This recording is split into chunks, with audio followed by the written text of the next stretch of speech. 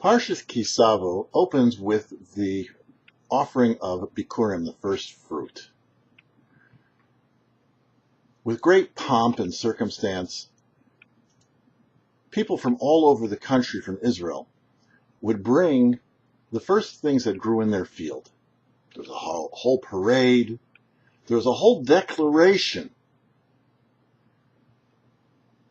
It was brought to Jerusalem, offered in the temple. Mitzvahs were not negated. They weren't nullified. It's not applicable. Okay, there are reasons why we can't do it today.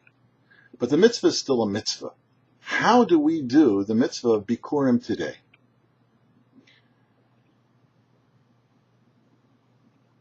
The mitzvah of Bikurim, the first fruit, when they were brought to the temple in Jerusalem and offered to the Kohen, were holy. They could only be eaten in a state of holiness by the Kohanim. The rest of the fruit was now available to the common person. Of course, giving of the truma, the priests do, and the maaseh, the tithing. But the Bikurim is what really set it off. Our day begins every single day with a first fruit, with an offering to God. We put on tefillin, we daven, that starts our day.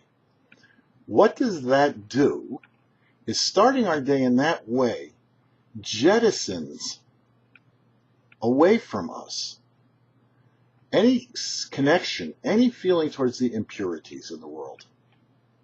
When a person's going to start their day on the right foot towards holiness, then the unholiness sort of just fades away. It takes care of itself.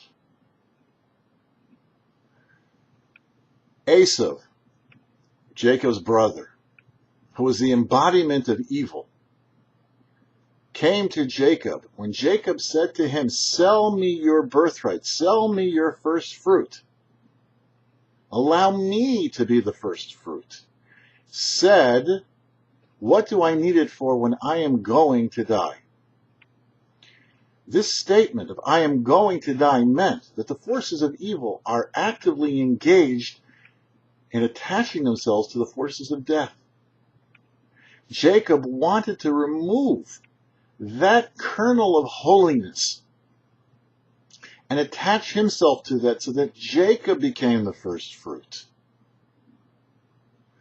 And in doing so, cut himself off from the going to die, the leading himself to the forces of evil. This is our daily service. This is how we show God that we want to be God's first fruit. For the YouParsha, I'm Herschel Finman.